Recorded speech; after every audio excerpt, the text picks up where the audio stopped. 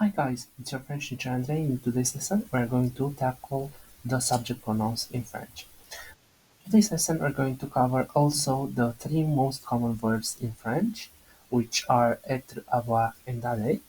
In order, they mean to be, to have, and to go.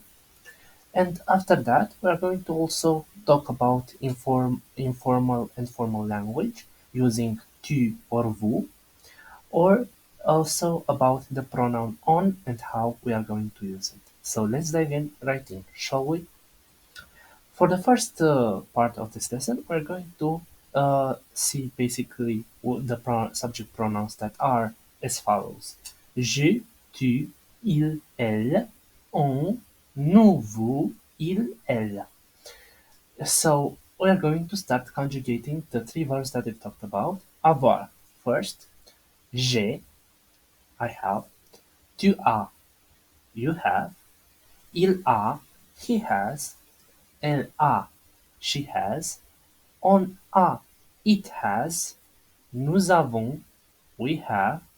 Vous avez, you have. Ils ont, they have. Elles ont, they have. Followed by être, which means to be. Je suis, I am. Tu es, you are. Il est, he is. Elle est, she is. On est, it is. Nous sommes, we are. Vous êtes, you are. Ils sont, and mind the difference between ils ont and ils sont, because the first one, ils ont, means they have, while ils sont means they are. And lastly, elles sont. And lastly, we have the verb aller, which is conjugated like this. Je vais, tu vas, il va, elle va, on va, nous allons, vous allez, ils vont, elles vont.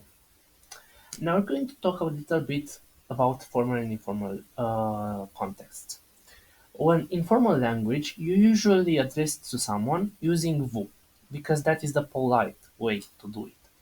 However, you may use tu or vous interchangeably in informal contexts. If you talk, for example, to your boss, you would use that would be a formal context, and you would need to address them with vous, even though they are a single person.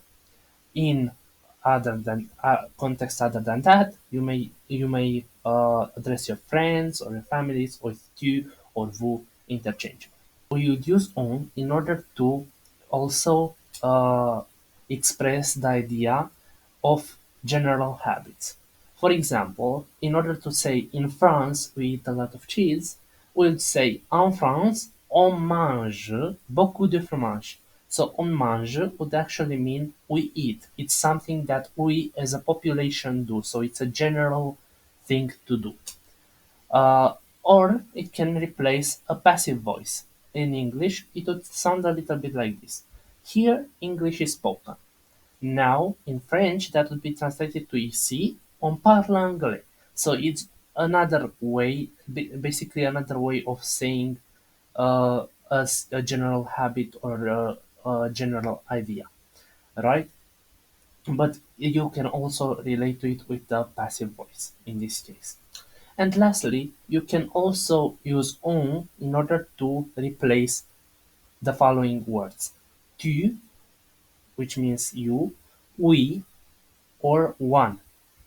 So basically, if you are going to say one cannot think of everything, or one cannot accomplish this by himself, you would say on ne peut, on cannot, on ne peut pas penser, think of everything à tout. So on ne peut pas penser à tout would mean one cannot think of everything. Or if you want to say, shall we go to the movies now? We would say it, on va au cinéma maintenant. Next lesson, we are going to tackle a little bit of an exercise using the subject pronouns. So stay tuned. Don't forget to like, share, and subscribe. And see you next time. For now, bye bye.